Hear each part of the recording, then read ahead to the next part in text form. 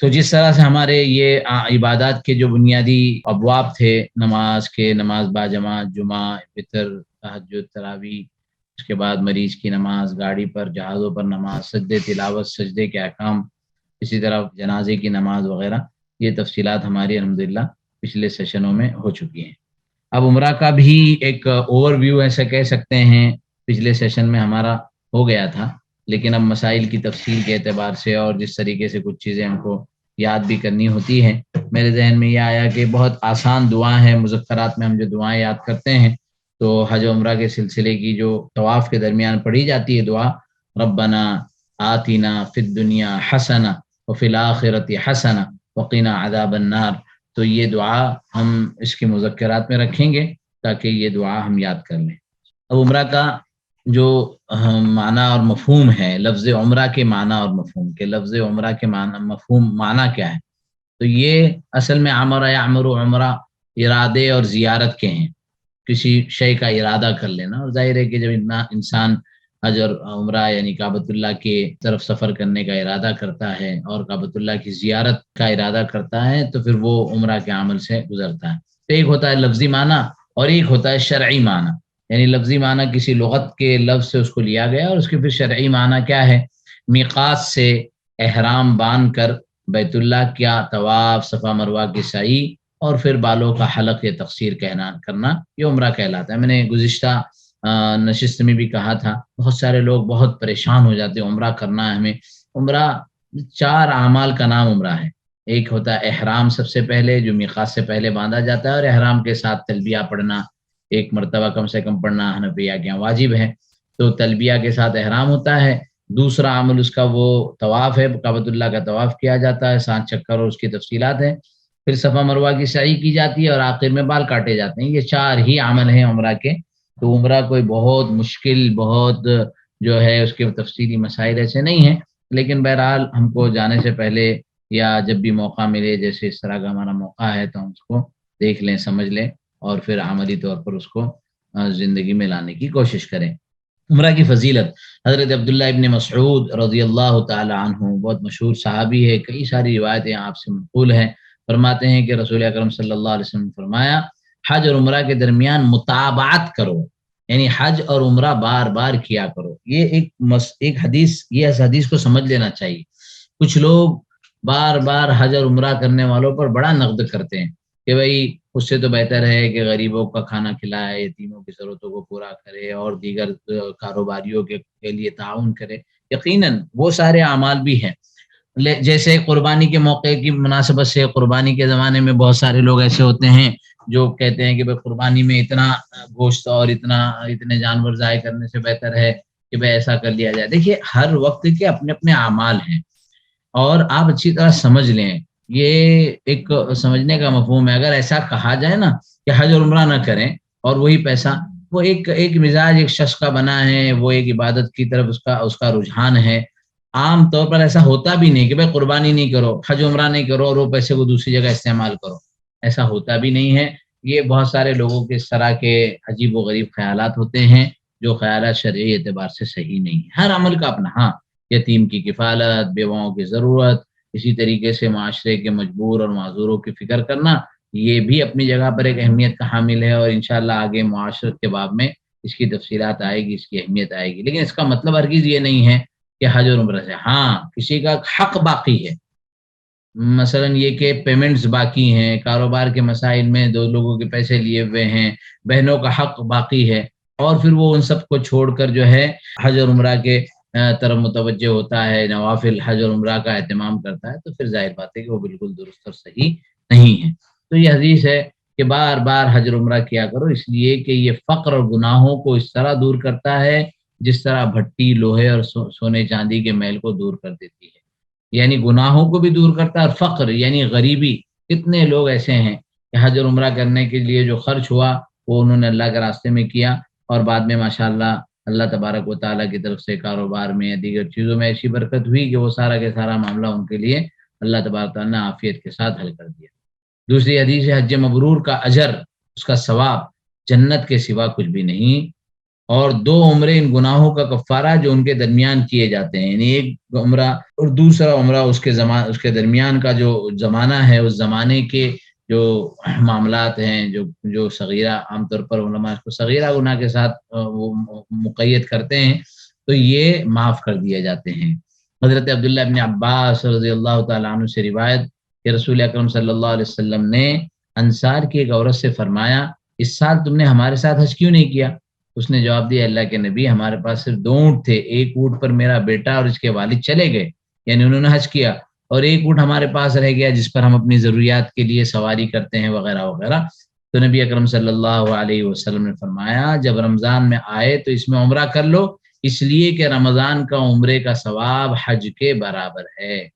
تو اسی لیے رمضان میں بہت سارے لوگ اہتمام کرتے ہیں۔ پچھلے سالوں میں تو عجیب و غریب کیفیت ہوتی تھی، خصوصاً آخری عشرے میں تو اتنی بھیڑ ہوتی ہے جیسے حج کے زمانے میں ہوتی ہے۔ اللہ عافیت کے ساتھ ہم کو بار بار حج اور عمرہ کی اور سارے حقوق کی ادائیگی کے ساتھ عمل کی کرنے کی توفیق عطا فرمائے۔ اب عمرہ کا وقت کیا ہے؟ دیکھیے، حج کا وقت تو متعین ہے، جیسے 7، 8، 9، 10، 11، 12 ذی الحجہ، یہ 5 دن جو ہے وہ حج کے ہوتے ہیں، لیکن عمرہ کے لیے کوئی خاص وقت متعین نہیں ہے، سال بھر عمرہ کیا جا سکتا ہے۔ ہاں، رمضان المبارک میں کیے جانے والے عمرہ کا اجر و ثواب زیادہ ہے، لیکن سال بھر عمرہ کیا جا سکتا ہے، اس کے لیے کوئی وقت متعین نہیں ہے۔ حج سے پہلے بھی عمرہ ہوتا ہے، حج کے ساتھ بھی عمرہ کیا جاتا ہے، حج کے بعد بھی عمرہ کرنے کی گنجائش ہے۔ تینوں سلسلے کی حدیثیں منقول ہیں، اور میں نے افراد، تمتع اور قران کے سلسلے کی ساری تفصیلات گزشتہ نشست میں آپ حضرات کے سامنے رکھی تھی، جس سے آپ کو اندازہ ہے کہ یہ تفصیلات آپ کے علم میں ہیں، یہ تفصیلات آپ کی معلومات میں ہیں کہ الحمدللہ اس طریقے سے آدمی جو ہے عمرہ کسی بھی وقت حج سے پہلے بھی کر سکتا ہے۔ لہذا جو لوگ ذرا جلدی پہنچتے ہیں حج کے موقع پر تو وہ پہلے عمرہ کر لیتے ہیں، اور اسی کو ہم جو ہے تمتع کہتے ہیں، متمتع کہتے ہیں، تمتع کیا جاتا ہے۔ اور کچھ لوگ جو ہے حج کے ساتھ ہی کر لیتے ہیں، جس کو قران کہتے ہیں، اور کچھ لوگ حج کے بعد کہہ دیتے ہیں، یعنی افراد، یعنی عملاً حج مکمل ہو جاتا ہے اور اس کے بعد مستقل عمرہ کیا جاتا ہے، تو وہ پہلے بھی کر سکتے ہیں، درمیان میں بھی کر سکتے ہیں، آخر میں بھی کر سکتے ہیں۔ مواقیت کے معنی ہے میقات۔ میقات کی بھی تھوڑی سی تفصیل گزشتہ مرتبہ بیان کی گئی تھی۔ میقات کی 2 قسمیں ہیں، میقات زمانی، میقات مکانی، یعنی وقت کے اعتبار سے کون سا زمانہ ہوگا جس زمانے میں ہم حج عمرہ کر سکتے ہیں، اور وہ جگہ کے اعتبار سے کون سا ایریاز ہیں، کون سے وہ مقامات ہیں جس سے پہلے ہم کو احرام باندھ لینا چاہیے۔ زمانی کے سلسلے میں دیکھیے قرآن کریم کی صاف آیت ہے جس میں فرمایا یسألونک عن الاہلہ قل ہی مواقیت للناس والحج۔ تو قرآن کریم کی آیت ہے کہ چاند کے گھٹنے اور بڑھنے کی صورتوں کے متعلق جب لوگوں نے سوال کیا تو رسول اکرم صلی اللہ علیہ وسلم کو یہ کہا گیا کہ آپ کہہ دیجئے کہ یہ لوگوں کے لیے تاریخوں کی تعیین اور حج کی علامتیں یعنی مواقیت ہیں۔ تو حج کے جو وقت ہے، حج کا جو وقت ہے وہ تو متعین ہے، وہ حج کے مہینے سے پہلے کے 2 مہینے، یعنی رمضان کے بعد شوال، ذی القعدہ اور ذی الحجہ۔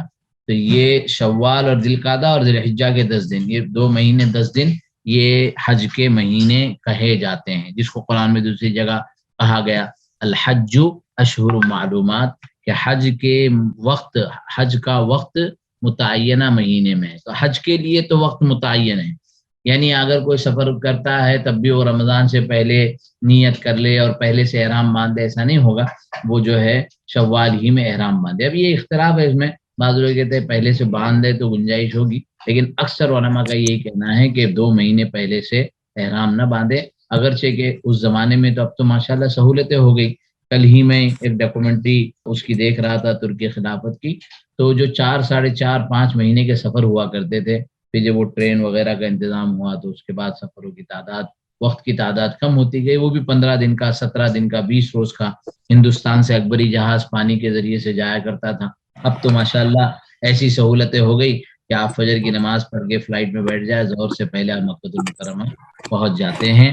تو یہ تو سہولتوں کا سلسلہ ہے، لیکن بہرحال حج کے مہینے متعین ہیں۔ اب میقات مکانی یعنی ایک تو زمانے کے اعتبار سے بتلا دیا کہ حج کے لیے وقت متعین ہے، عمرہ کیا سال بھر کیا جا سکتا ہے۔ اب مکانی، اس کی تفصیلات کچھ تو شروع میں بھی ہوئی تھی کہ میقات مکانی کا مطلب وہ جگہ جہاں پہنچ کر حج یا عمرہ کرنے والا اپنے حج یا عمرہ کا یا دونوں کا ایک ساتھ احرام باندھتا ہے۔ اب یہ متعینہ جگہ ہے، پہلے دور میں پانی کے جہازوں سے یا خشکی کے راستوں سے پہنچتے تھے، تو وہ سارے مقامات انشاءاللہ آپ کو بتائے جائیں گے، ذوالحلیفہ، ذات القرن، یہ جو پورے یلملم اور جحفہ، تو یہ سارے مقامات پر لوگ میقات پہ پہنچ کر اہتمام سے وہاں قیام کرتے تھے اور وہاں مستقل جو ہے نہا دھو کر احرام باندھا کرتے تھے۔ لیکن اب یہ فلائٹوں کا نظام بن گیا تو لوگ اپنے گھروں سے بھی اپنے ایئرپورٹ سے بھی باندھتے ہیں۔ کم سے کم درجے میں یہ ہے کہ میقات سے پہلے احرام باندھ لیا جائے، میقات سے پہلے۔ اب میقات کس کے لیے کیا کیا ہے؟ میقات پہنچنے سے پہلے احرام باندھنے کا حکم کیا ہے؟ تو یہ تو لازم اور ضروری ہے۔ اگر کوئی بغیر احرام کے مکۃ المکرمہ پہنچ گیا تو دو صورتیں ہو سکتی ہے۔ ایک صورت تو یہ ہے کہ وہ واپس میقات پر آئے اور میقات پر آ کر پھر احرام باندھ کر جائے، تب تو کوئی حرج نہیں ہے۔ لیکن اگر وہ بغیر احرام کے وہاں پہنچ گیا اور اس نے اسی طرح عمل کر لیا تو پھر اس کو دم دینا پڑے گا، ایک واجب چھوٹ جانے کی وجہ سے۔ لہٰذا اگر کوئی شخص بلا احرام میقات سے گزرا، مکہ مکرمہ پہنچ کر حج و عمرہ ادا کرنے سے پہلے دوبارہ میقات پہنچ کر احرام باندھ لیتا ہے تو دم نہیں ہے۔ بلا احرام میقات سے گزرنے کے بعد افعال حج و عمرہ ادا کر لے تو ایسے شخص پر بغیر احرام کے میقات سے گزرنے کی وجہ سے ایک دم لازم ہوگا۔ تو یہ مسئلہ سمجھ لینا چاہیے اور اس کو واضح طور پر سمجھ لے، ایسا نہ ہو کہ دونوں میں آپ جو ہے فرق نہ کر سکیں۔ یعنی احرام نہیں پہنا اور میقات سے گزر گیا، مکۃ المکرمہ پہنچ گیا، جدہ پہنچ گیا، درمیان میں کہیں پہنچا اور اعمال حج یا اعمال عمرہ نہیں کیے، واپس دوبارہ میقات پر آ کر احرام پہنتا ہے، تب تو کوئی مسئلہ نہیں ہے۔ لیکن اگر اسی حالت میں وہ حج اور عمرہ کر لیتا ہے تب تو دم دینا ہوگا۔ اس دم کی جو تفصیلات ہے وہ انشاءاللہ مستقل آئے گی۔ اب میقات کون کون سے ہیں، کون کون سی جگہ ہے جہاں سے احرام باندھا جاتا ہے، تو یہ تفصیلات ہے۔ ذوالحلیفہ، مدینہ والے، تبوک والے، جارڈن سے جو لوگ آتے ہیں ان سب کے لیے ذوالحلیفہ میقات ہے، جسے آج کل ابیار علی کہا جاتا ہے۔ ابیار علی کر کے وہاں اس جگہ نام ہوتا ہے اور ابیار علی اس جگہ کو کہا جاتا ہے۔ یہ مدینہ منورہ سے 5 میل اور مکۃ المکرمہ سے 295 میل کے فاصلے پر ہے۔ یعنی سب سے زیادہ جو طویل ترین اور سب سے زیادہ جو دور کی میقات ہے وہ ذوالحلیفہ ہے۔ بہت سارے لوگ جو مدینے سے احرام باندھ کر آتے ہیں یا مدینہ سے نکل کر ابیار علی پر آ کر احرام باندھتے ہیں تو یہ وہ میقات ہے جس کو ذوالحلیفہ حدیث کی کتابوں میں کہا گیا، آج کل اس کو ابیار علی کہا جاتا ہے۔ دوسری میقات جحفہ ہے۔ جحفہ یہ رابغ کے قریب ہے۔ شام والے، مصر والے، جزائر، سوڈان اور افریقہ کے لوگ، ترکستان، بلغاریہ، روم، جرمنی، فرانس، بر اعظم یورپ کے لیے یہ میقات ہے جحفہ، جو مکہ سے تقریباً 187 کلومیٹر پر ہے۔ اسی طریقے سے قرن المنازل، یہ نجد والے، طائف والے، وہاں سے جو آنے والوں کے لیے قرن المنازل میقات ہوتی ہے۔ یہ جب خشکی کے راستے سے آتے ہیں اور ہماری جو فلائٹس وغیرہ جاتی ہے Hindustan, Pakistan, Bangladesh, Burma, Singapore, اسی طرح آسٹریلیا، دبئی وغیرہ کی جو فلائٹ جاتی ہے یہ قرن المنازل سے ہی گزرتی ہے۔ کتابوں میں ہم نے دیکھا یلملم، تو جب روڈ سے یعنی خشکی سے ہم جاتے ہیں تو ہندوستان پاکستان والوں کے لیے یلملم میقات لگتی ہے، لیکن جب فلائٹ سے جاتے ہیں تو قرن المنازل ہوتی ہے۔ کتابوں میں اور عملی طور پر یہ باتیں کبھی کبھی اس کی آ جاتی ہے سمجھنے نہ سمجھانے کی، اس لیے اس کو سمجھ لینا چاہیے۔ اسی لیے آگے والی جو میقات ہے یلملم، دیکھیے اس میں لکھا ہے کہ سمندری راستے سے سفر کرنے کے لیے لحاظ سے مشرقی ممالک یعنی India, Pakistan, Bangladesh, Burma, Singapore, Thailand, Japan, Malaysia, Indonesia, Brunei اور آسٹریلیا، مسقط، دبئی وغیرہ کے لیے یہ میقات ہے جب سمندری راستے سے آئیں گے۔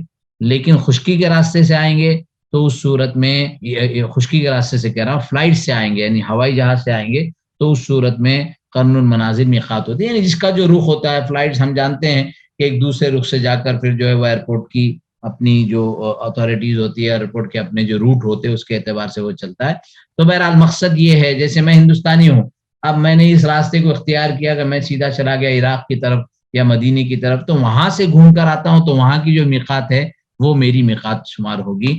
خلاصہ یہ ہے کہ جانے کے جو راستے ہیں، آپ دیکھیں یہ کعبۃ اللہ ہے، اور یہاں جدہ ہے، یہ یلملم ہے، یہ سیل الکبیر ہے، یہ ذات عرق ہے، یہ ذوالحلیفہ ہے جو مدینے کے قریب ہے۔ اس طریقے سے یہ میقات بنتی ہے، اور ان مواقع پر سے پہلے پہلے ہم کو احرام ماننا ضروری ہے۔ ذات عرق اہل عراق اور اس کی طرف سے آنے والوں کے لیے، ایران، خراسان، ازبکستان، ترکستان، قزاقستان، چین، منگولیا وغیرہ کے لیے میقات ہے۔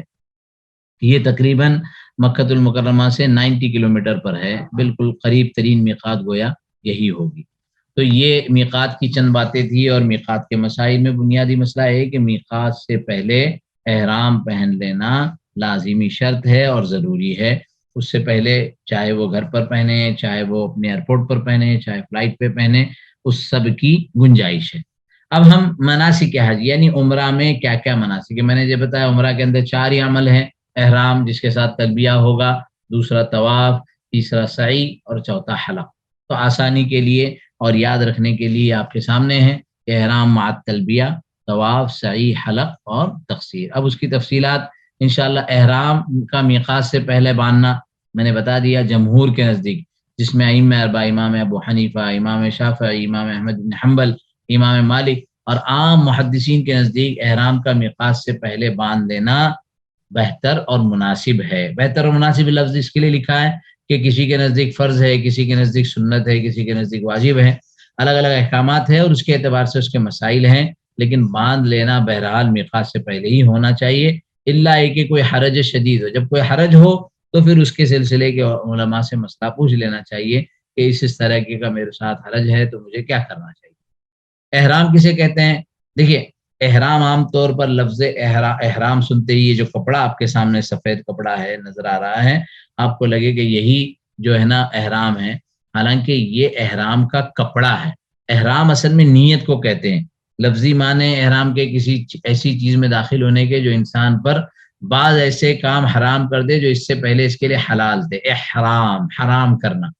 اصطلاح میں احرام سے مراد حج یا عمرہ میں داخل ہونے یعنی حج و عمرہ کی نیت کرنے اور تلبیہ پڑھنے کے ہیں۔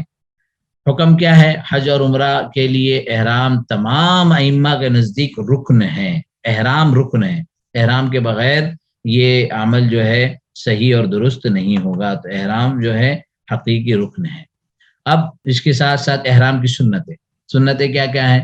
غسل کرنا اور بدن کی صفائی کرنا۔ احرام سے پہلے پہلے انسان جیسے عید کے موقع پر یا دیگر مواقع پر غسل کر لے اور جو ہے زائد بالوں کو صاف کر لے، اطمینان سے سرما لگا لے، عطر لگا لے۔ احرام پہننے سے پہلے اپنے کپڑوں پر، احرام کے کپڑوں پر نہیں لگائے گا، اپنے جسم پر عطر لگا لے تو اس سے کوئی حرج نہیں ہے۔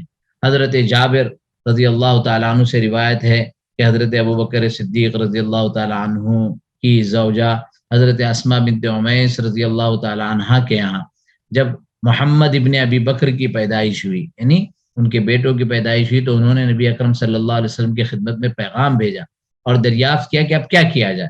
حضور اکرم صلی اللہ علیہ وسلم نے انہیں جواب بھجوایا کہ غسل کرو اور خون کی جگہ پر کپڑا رکھ کر احرام باندھ لو۔ یعنی یہ نفاس کا زمانہ تھا، بچے کی ولادت ہوئی ہے، اب کیا کرنا چاہیے، اور اس ساتھ ساتھ میں وہ سفر میں بھی تھی اور وہ سفر عمرہ تھا، تو فرمایا کہ کوئی مسئلہ نہیں ہے، آپ غسل کر لو، صفائی اختیار کر لو اور اس کے بعد احرام پہن لو۔ تو اس سے علماء اور محدثین نے یہ ایک امر نکالا ہے کہ احرام سے پہلے پہلے ہم جو ہے غسل بھی کر لیں اور صفائی مکمل اختیار کر لیں۔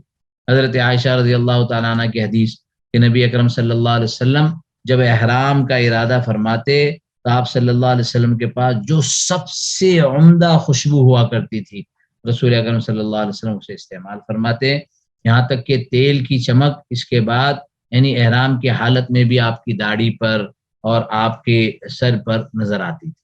تو احرام سے پہلا لگایا ہوا تیل یا احرام سے پہلی لگائے ہوئے جسم کی خوشبو، اس میں کوئی حرج نہیں ہے۔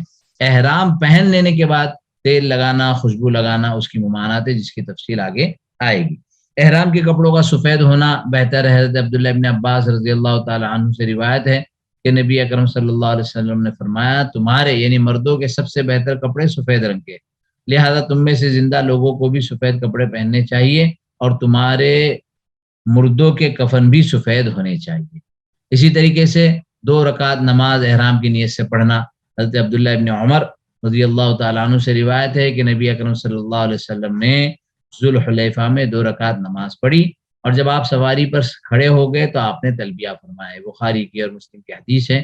تو اس سے یہ مفہوم ہے کہ احرام سے پہلے، یعنی احرام باندھ لینے کے بعد نہا دھو لیے، اس سے پہلے تیل لگا دیا کپڑے پر، بدن پر یعنی جسم پر خوشبو لگا لی، اس کے بعد احرام پہن لیا۔ احرام پہننے کے بعد 2 رکعت سنت پڑھ لینا چاہیے۔ اب احرام کے محرمات، اس کی تفصیلات پچھلی مرتبہ بھی آئی تھی، مختصراً اس کو ذکر کرتے ہیں کہ سلا ہوا کپڑا پہننا، بنیان، انڈر ویئر، ٹوپی، کوئی بھی چیز جو ہے مرد اس میں نہیں پہن سکتے ہیں۔ سر پر پگڑی، ٹوپی، کوئی سی چیز اوڑھنا جس سے سر ڈھک جائے یا چھپ جائے، یہ سب کے سب منع ہے۔ عورت کے لیے چہرے کا نقاب کرنا یا برقع سے چہرہ ڈھانکنا، یہ بھی منع ہے۔ پاؤں میں موزے پہننا، جراب یا کوئی ایسا جوتا پہننا جس سے ٹخنے چھپ جائے، منع ہے۔ دستانوں کا استعمال کرنا، ہاتھ کے اندر جو ٹھنڈک سے بچنے کے لیے یا دیگر چیزوں کے جو دستانے استعمال ہوتے ہیں، احرام میں نہیں پہنے جائیں گے۔ پٹی باندھنا یا ماسک لگانا، اس کی بھی ممانعت ہے، الا یہ کہ ضرورت ہو، جیسے آج کل حالات کے اعتبار سے ضرورت ہے تب تو مجبوری ہے، ورنہ ماسک لگانے کے عام حالات میں اجازت نہیں ہے۔ اسی طریقے سے بدن پر یا کپڑے پر خوشبو لگانا، خوشبودار چیزوں کا استعمال کرنا، خوشبودار کھانے پینے کی چیزیں بھی کھانا منع ہے، یعنی جو چیزیں خوشبو کے لیے ہے اس کا استعمال کرنا بھی منع ہے۔ بدن یا سر داڑھی میں تیل لگانا، سر یا جسم کے بالوں کو کاٹنا، چاہے کھینچ کر نکالے یا یہ کہ کٹنگ کرے، وہ احرام کی حالت میں نہیں کر سکتے۔ ناخن کاٹنا احرام کی حالت میں نہیں کر سکتے، احرام سے پہلے کر لیں۔ اسی طریقے سے جمع اور وہ چیزیں جو اس کی طرف مائل کرنے والی ہیں، زوجین کو جو آپس کے معاملات ہے، اس سے بھی احرام میں بچا جائے گا۔ خشکی کے جانوروں کا شکار کرنا، پہلے زمانے میں لوگ مطلب یہ کہ جنگلات سے اور وادیوں سے گزرتے تھے، جانوروں کا شکار کرتے تھے، تو احرام کی حالت میں شکار کرنے کی گنجائش نہیں۔ اسی طرح بدن یا کپڑے پر جوئیں مارنا، مچھر ہے، جوئیں ہیں، کیڑے مکوڑے ہیں، ان سے بھی پورا کے پورا اجتناب کیا جائے گا۔ تو یہ تو ہو گئے احرام کے محرمات، جس سے احرام کی حالت میں بچنا ضروری ہے اور ان سے احتیاط کرنا، اگر ہو جائے تو کیا، اس کی تفصیلات انشاءاللہ آگے آئے گی۔ اب احرام کے مباحات، یعنی وہ چیزیں جو احرام کی حالت میں مباح ہے، غسل کرنا مباح ہے۔ لوگ سمجھتے ہیں احرام کا کپڑا پہن لیا، ابھی کپڑا نکال نہیں سکتے، نہیں، واش روم میں چلا گیا، پورے بدن کا غسل کر لیا، کپڑے کو نکال کر رکھا، پھر پہن لیا، جائز ہے۔ سر کا دھونا جائز ہے۔ چادر اور تہبند کا بدلنا، یعنی جس چادر پر ہم سو رہے ہیں اس کو بدلا جا سکتا ہے، اس سے احرام کا کوئی تعلق نہیں ہے۔ سر پر سایہ کر لینا، بطور علاج آنکھ میں سرما یا کوئی دوا ڈالنا جس میں خوشبو نہ ہو، کوئی ایسا کپڑا استعمال کرنا جس پر خوشبو لگی بھی ہو لیکن اسے دھو لیا ہو اور اس کی خوشبو ختم ہو چکی ہو۔ سمندری جانور کا شکار کرنا، عورت کو چھو لینا، اس میں یہ احرام میں اس کے ممانعت نہیں ہے کہ بچے ہیں، بیوی ہے، ان کو ساتھ میں، یا کسی کو ٹچ ہو گیا ہاتھ، تو اس سے احرام میں کوئی فرق نہیں آئے گا۔ موذی جانوروں کو مارنا، ابھی جانور کو مارنا منع ہے۔ اب شیر آ گیا سامنے، یا یہ کہ کوئی ایسا جانور آ گیا جو تکلیف دینے والا ہے، اگر اس کی طرف اس کو نہیں ماریں گے تو وہ تم کو مار دے گا، تو پھر ایسے جانور سے تو بچنا چاہیے۔ اسی طریقے سے خادم کو برائے تعدیب سرزنش کرنا، تو سرزنش کرنا ایک الگ امر ہے اور اس کی گنجائش ہے۔ اسی طرح فسد لگانا، سر یا بدن میں کھجلی کرنا، یہ سب چیزیں جو ہے احرام کی حالت میں مباح ہے اور اس کی گنجائش ہے۔ اب ہم آگے چلتے ہیں، تلبیہ لبیک اللہم لبیک، یہ تلبیہ ہے اور اس تلبیہ کا ہم سب کو اہتمام بھی کرنا چاہیے، مزید جو ہے کوشش بھی کرنا چاہیے کہ ہم اپنے بچوں کو ان کو یاد کرا لیں۔ اس سلسلے میں تو ایک مشہور روایت، اگرچہ کہ حکم کے اعتبار سے اس کے سلسلے میں کلام ہے، لیکن حضرت ابراہیم علی نبینا وعلیہ الصلاۃ والسلام نے جب کعبۃ اللہ کی تعمیر مکمل کر دی تو اللہ کی طرف سے اعلان ہوا کہ وَأَذِّن فِي النَّاسِ بِالْحَجِّ يَأْتُوكَ رِجَالًا، کہ لوگوں میں حج کا اعلان کر دو۔ تو حضرت ابراہیم علیہ الصلوۃ والسلام نے کہا کہ میری آواز کہاں تک جائے گی؟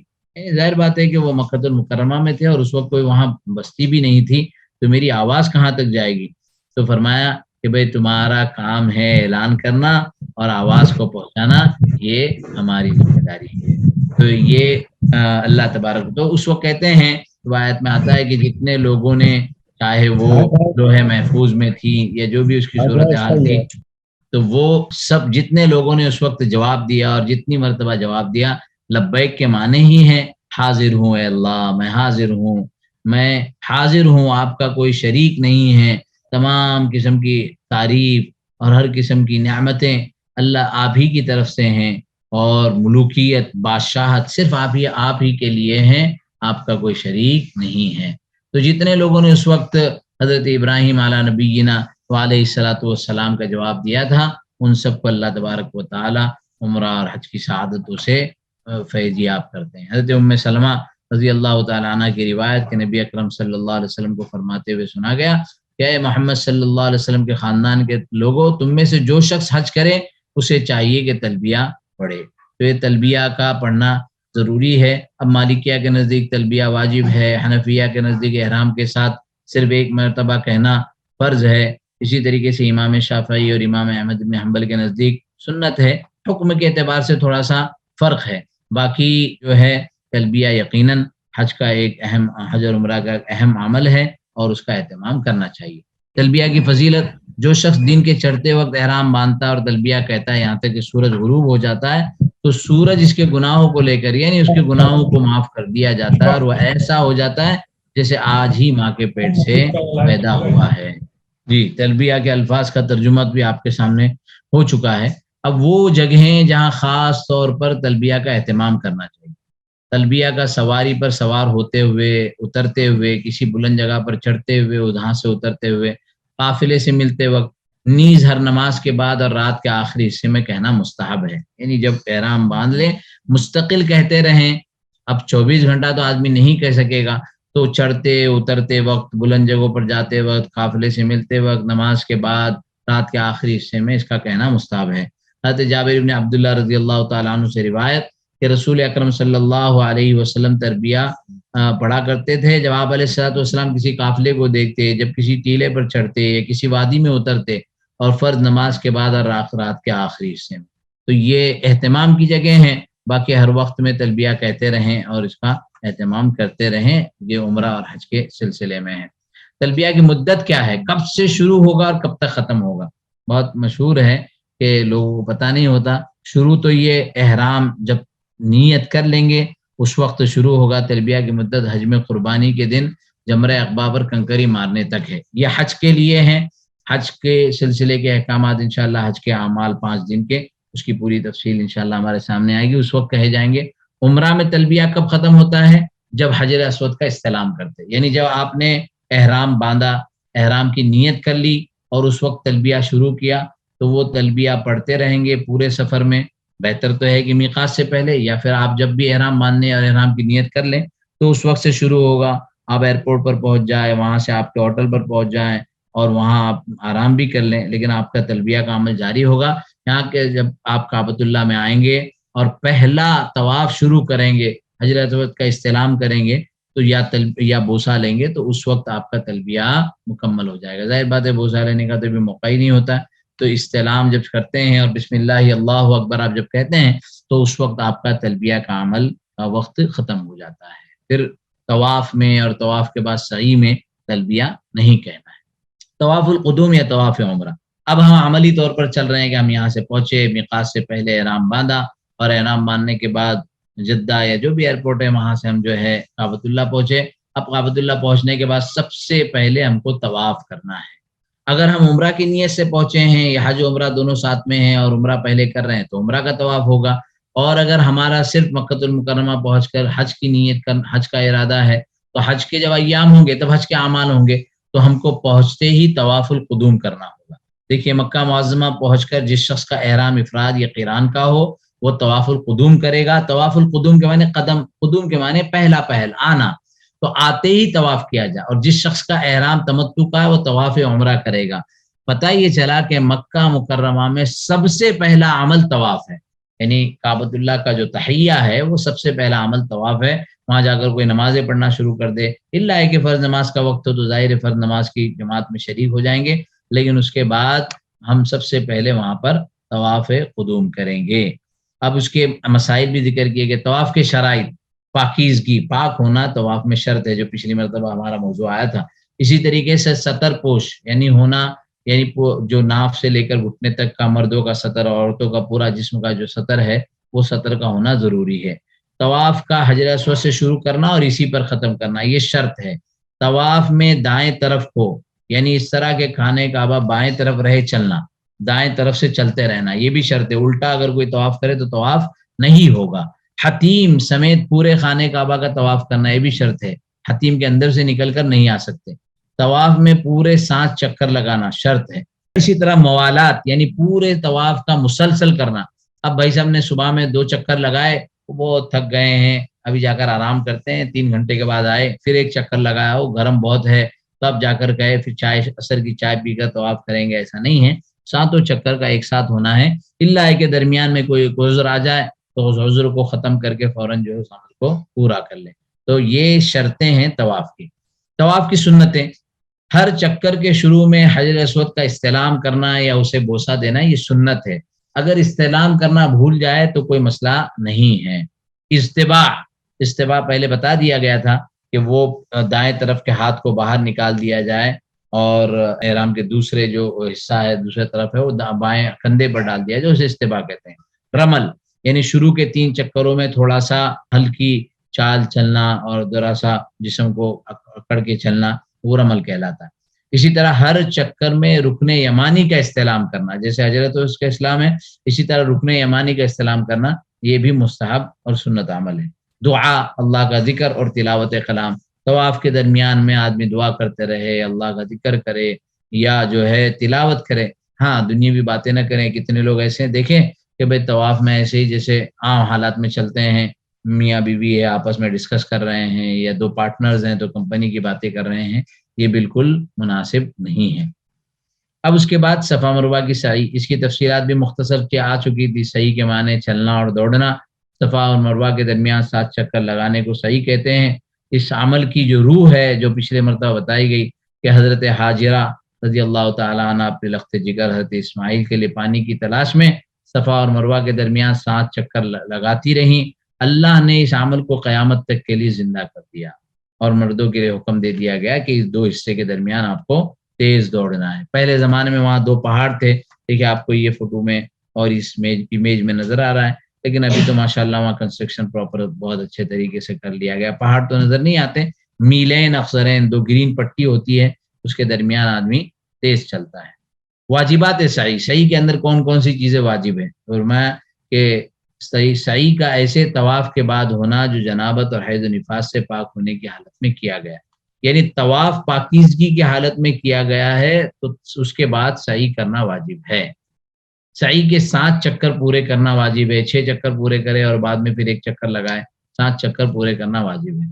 اگر کوئی عذر نہ ہو تو سعی میں پیدل چلنا واجب ہے۔ عذر ہے تو ٹھیک ہے، وہ ویل چیئر پر یا کندھے پر بھی آدمی کر سکتا ہے، لیکن عذر نہ ہو تو چل کر تشریح کرنا واجب ہے۔ عمرہ کی سعی کا احرام کی حالت میں ہونا واجب ہے، یعنی عمرہ کی جو سعی ہے وہ احرام کا کپڑا، اب طواف کے وقت تو احرام لازم ہے، اب پتہ چلا کہ بھائی طواف ہو گیا اور اس کے بعد احرام کے کپڑے نکال دیے، نہیں، اسی احرام کے کپڑے میں عمرہ کی سعی کی جائے گی۔ صفا اور مروہ کے درمیان کا پورا فاصلہ طے کرنا واجب ہے۔ آدھا آدھا شارٹ کٹ مار رہے ہیں، بیچ میں سے راستہ کٹ کر کے لے رہے ہیں، آگے بہت بھیڑ ہے، یہ جو بھی مسئلہ ہے تو یہ بالکل درست نہیں ہے۔ اسی طرح ترتیب بھی واجب ہے کہ صفا سے شروع کریں گے اور مروہ پر ختم کریں گے۔ ان الصفا والمروۃ من شعائر اللہ، کوئی ایسا کرے کہ میں مروہ سے آج شروع کرتا ہوں تو یہ واجب کے مخالفت ہو۔ سعی کی سنتیں، سعی کے لیے مسجد حرام سے نکلنے سے پہلے حجر اسود کا استلام کرنا، اسی لیے استلام کے بارے میں کہا جاتا ہے کہ تقریباً 8 یا 9 مرتبہ ہوتا ہے، ہر چکر میں بھی ہوتا ہے، شروع میں کیا 1 مرتبہ، پھر ہر چکر کے وقت میں کیا اور وہاں سے نکلتے وقت بھی کیا، تو یہ سنت کے اعتبار سے 9 مرتبہ گویا استلام ہو جاتا ہے۔ طواف اور سعی میں موالات ہونا، یہ طواف کیا اور طواف کے بعد ہی سعی کرے، ہاں یہ سنت ہے۔ اگر طواف کے بعد بہت تھک گئے ہیں تو وہیں کہیں آرام کر لیا یا تھوڑا سا کھا پی کر آ گئے تو کوئی حرج نہیں ہے، سنت کی مخالفت ہوگی، بہتر ہے کہ ساتھ میں کریں۔ صفا اور مروہ پر چڑھنا، وہیں ٹچ کر کے نکل گئے تو ٹھیک ہے، لیکن اوپر سے جا کر وہاں جا کر رکتے بھی ہیں، قبلہ رو ہو کر دعا کرتے ہیں، تو یہ سب عمل جو ہے وہ بہتر ہے، سنت ہے، لیکن اگر نہ کریں تو طواف اور سعی میں کوئی فرق نہیں آئے گا۔ صفا مروہ چڑھنے کے بعد قبلہ رو کھڑے ہونا، قبلہ رو کھڑے ہو کر لوگ دعا کرتے ہیں، اس دعا کا اہتمام کرنا، اور سعی کے پھیروں کا پے در پے کرنا، 1 کے بعد رک گئے، 3 کے بعد رک گئے، 5 کے بعد رک گئے تو یہ سنت کی مخالفت ہوگی۔ اسی طرح نیت جو دیگر ائمہ کے نزدیک سنت ہے، اور امام شافعی رحمۃ اللہ علیہ کے نزدیک نیت ہر عمل میں گویا اصل رکن ہے۔ سعی کی سنتیں، مردوں کے لیے ہر چکر میں میلین کے درمیان دوڑ کر چلنا یہ سنت ہے، اگر نہیں دوڑے تو سعی تو مکمل ہو جائے گی، سنت کی مخالفت ہوگی۔ ستر عورت کرنا یہ بھی سنت ہے۔ سعی کے وقت حیض و نفاس اور دیگر حدث اکبر سے پاک ہونا یہ بھی سنت ہے، یعنی بغیر وضو کے سعی نہ کی جاوے، لیکن یہ سنت ہے۔ اگر بغیر وضو کے وضو ٹوٹ گیا ہے اور سعی کر رہا ہے تو وہ سعی صحیح اور درست ہوگی۔ اسی طریقے سے کچھ مستحبات ہے سعی کے اندر کہ جو ادعیہ ہے، جو دوران ذکر ہے اس کے اندر مشغول رہیں، صفا مروہ پہ اذکار اور ادعیہ کا 3 مرتبہ تکرار کریں، صفا اور مروہ پر دیر تک رکے رہیں، ایسے نہیں فوراً چکر لگا کے آگے مروہ پر جا کے رکیں، دعائیں کی، اللہ کو یاد کیا، اپنے گھر والوں کے لیے دعائیں کی، اور ظاہری باطنی طور پر خشوع و خضوع کے ساتھ سعی کرنا۔ اگر سعی کے پھیروں میں یا اس کے پھیرے میں سے کسی ایک پھیرے میں کے جز میں بغیر عذر زیادہ وقفہ ہو جائے تو نئے سرے سے سعی کرنا یہ بھی مستحب ہے۔ سعی سے فارغ ہونے کے بعد مسجد حرام میں آ کر 2 رکعت نفل نماز ادا کرنا یہ مستحب ہے۔ بدن کا حدث اکبر اصغر سے بھی پاک ہونا یہ بھی مستحب ہے۔ تو یہ مستحب عمل بھی، اس کا بھی اہتمام۔ اب وہ چیزیں جو سعی کے درمیان مباح ہے، وہ جائز کلام جس کی سعی کی حالت میں ضرورت لاحق، کسی کو توجہ دلا رہے ہیں، کوئی فون آ گیا، ضروری بات ہے کہ میں 30 چکر میں ہوں، 5ویں چکر میں ہوں، تو یہ جائز بات کرنے میں کوئی حرج نہیں ہے۔ اسی قلیل فعل کے ساتھ سعی کے پہروں میں موالات کو ترک کرنا، مثلا درمیان میں پانی پینے کے لیے کھڑے ہو گئے یا کچھ بھوک لگ گئی تو کھا لیا، تو اس سے کوئی حرج نہیں ہوگا، یہ مباح ہے۔ مباحات سعی میں سعی کے پھیروں میں بلا عذر زیادہ فاصلہ تفریق کرنا یہ بھی مباح ہے، یعنی رک کے سعی کی جا سکتی ہے، اس میں کوئی حرج نہیں ہے۔ صفا اور مروہ کے اوپر چڑھنے کو بلا ضرورت ترک کرنا یہ بھی جائز ہے، اس میں کوئی حرج نہیں ہے۔ سعی میں میلین کے درمیان سرعت یعنی تیزی سے دوڑ کر نہ دوڑنا بلکہ چلتے جانا یہ بھی مباح ہے، جیسے بتایا گیا تھا کہ مستحب عمل یا سنت عمل چھوٹ جائے گا، مباح ہو جائے گا، اس میں گناہ نہیں ہوگا، لیکن سنت کے چھوٹنے کے اجر سے محرومی ہوگی۔ تو اب 3 عمل تو بنیادی طور پر احرام کے ہو گئے، ایک احرام تلبیہ کے ساتھ، دوسرا طواف اور تیسرا سعی۔ اب آخر کا عمل حلق یا تقصیر، جو سر کے کاٹنے کا، سر کے بالوں کے کاٹنے کا جو مسئلہ ہے، تو اس میں بہتر، مستحب اور زیادہ فضیلت والا تو یہی ہے کہ آدمی اپنے پورے سر کے بالوں کو حلق کر لے، اس کو حلق کہتے ہیں، اور اگر حلق نہ کریں تو کم سے کم پورے سر پر جو ہے مشین گھما دے جس میں بال کم کرنے کا حکم ہوتا ہے، تو یہ حلق اور تقصیر ہے۔ عورتوں کے لیے حلق کے سلسلے میں حج اور عمرہ کے احرام سے حلال ہونے کے لیے صرف سر کے تھوڑے سے بالوں کو قصر کریں گے۔ پچھلی مرتبہ بتا دیے تھے کہ انگلیوں کے 3 پورے ہوتے تو اس میں سے 2 پورے کے بقدر یعنی تقریباً 3 سے 4 انچ کے بال جو ہے وہ سر کے کناروں سے وہ کاٹ لیں گی، تو ان کا حلق یا تقصیر کا جو حکم ہے وہ پورا ہو جائے گا۔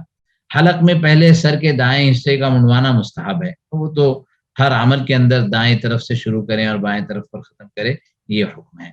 تو یہ عمرہ کی تفصیلی احکامات تھے۔ اب انشاءاللہ آئندہ نشست میں ہم جو ہے اعمال حج کو تفصیل سے بیان کریں گے، اس کا یہ ایک پورا کے پورا ایک گویا پوسٹر ہیں کہ دیکھیے احرام کے عمل سے، یعنی حج جب ہوگا تو احرام کے عمل سے شروع ہوگا، پھر اس میں طواف ہوگا، پھر تیسرے نمبر پر سعی ہوگی، اور سعی کے بعد عمرہ، یہاں اس کے بعد یہاں عمرہ میں تو حلق کر لیتے ہیں، پورا ہو جاتا ہے، لیکن حج میں جو ہے اصل وقوف عرفہ ہے، پھر وقوف عرفہ کے بعد مزدلفہ ہے، پھر مزدلفہ کے بعد مینا ہے، اور مینا کے بعد آخر میں طواف افاضہ ہے۔ تو حج کے جو اعمال ہیں وہ 5 دنوں پر عام طور پر محیط ہوتے ہیں، تو انشاءاللہ آئندہ جو سیشن ہوگا وہ 5 دنوں کے اعتبار سے ہوگا۔ 7 ذی الحجہ سے ہم عمل کو شروع کریں گے، 8، 9، 10، 11، 12 اور بعض لوگ 13 تک بھی رہتے ہیں، تو وہ پورا کے پورا عمل ترتیب سے اور تفصیل سے انشاءاللہ بتایا جائے گا۔ اس میں عورتوں کے حج کے حکم کیا ہے، بچوں کے حج کا حکم کیا ہے، حج میں نیابت یعنی نائب بنانے کا حکم کیا ہے، میت کی طرف سے حج کی قضا اس کے سلسلے میں کیا احکامات ہیں، حج اور عمرہ کے درمیان تجارت اور مزدوری کرنا اس کے کیا معاملات ہیں، انشاءاللہ وہ ساری تفصیلات آئندہ سیشن میں آپ کے سامنے ہوگی، اور انشاءاللہ اس طریقے سے حج کی تفصیلات انشاءاللہ بیان کی جائے گی۔ پچھلے ہفتے ایک اور لک تھا، اور آج جو ہے وہ عمرہ کی تفصیلات آپ کے سامنے بیان کی گئی۔ وصلی اللہ وسلم علی نبینا محمد وعلی آلہ وصحبہ اجمعین، وآخر دعوانا ان الحمد للہ رب العالمین۔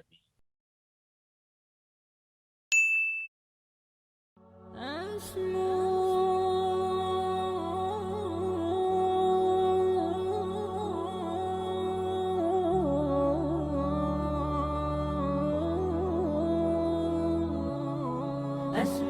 وأجتاز السماء جلالا، فأزيد أسراب الغيوم جمالا، وألون الدنيا بأجمل بسمة، وأكون للخير العميم مثالا.